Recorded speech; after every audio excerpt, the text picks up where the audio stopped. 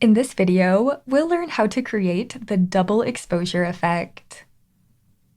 This effect uses blend modes to combine multiple images.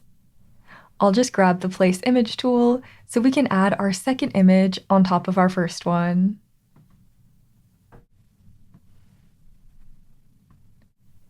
Now, back in the olden days, double exposures were made on film cameras.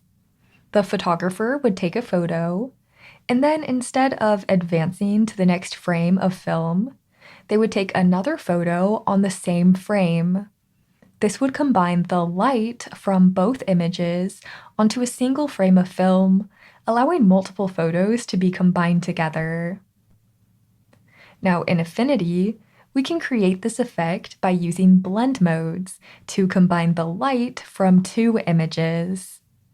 And to combine light from multiple layers, we already know what blend mode to use: Screen. So with this top layer selected, I'll change its blend mode to Screen.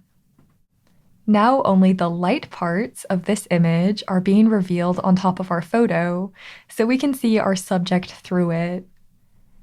And with that all set up, now we can go ahead and adjust this however we'd like.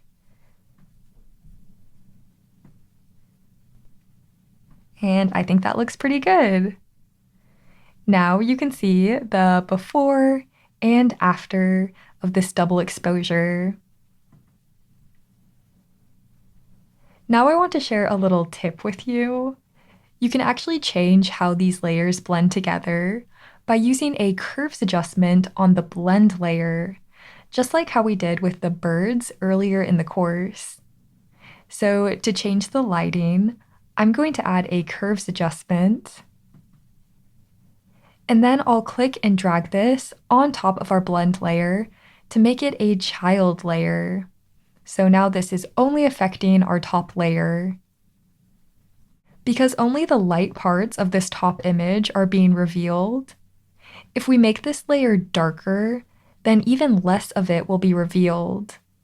So you can see as I drag this down, you can see our model even more clearly.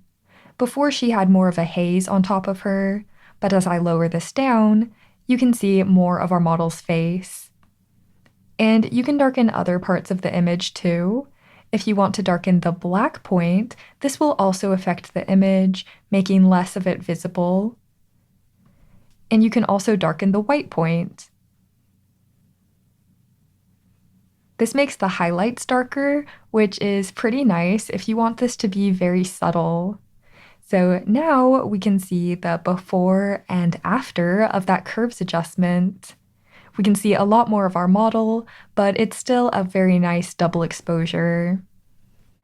Okay, so now that you know how to adjust your top layer, I want to share a few tips with you on how to pick the right photo for double exposures. So to see this better, I'm just going to turn off curves, and I'll change this back to the normal blend mode. When you're doing double exposure, it's important to remember that only the bright areas of your blend photo will be kept, while dark areas will become less visible. This will allow your base layer to be seen. So in this photo, only the bright areas of this plant and this table and this sheet will be kept, while the dark background will be removed. And when we turned on curves, that background became so dark that the model became much more visible. So when picking a photo for double exposure, it's important to look for photos that have interesting light areas, but also have a lot of dark areas where your subject can show through. Now that you know how to do this double exposure effect, we're ready to move on to the next video, where we'll learn how to add film grain into your photos.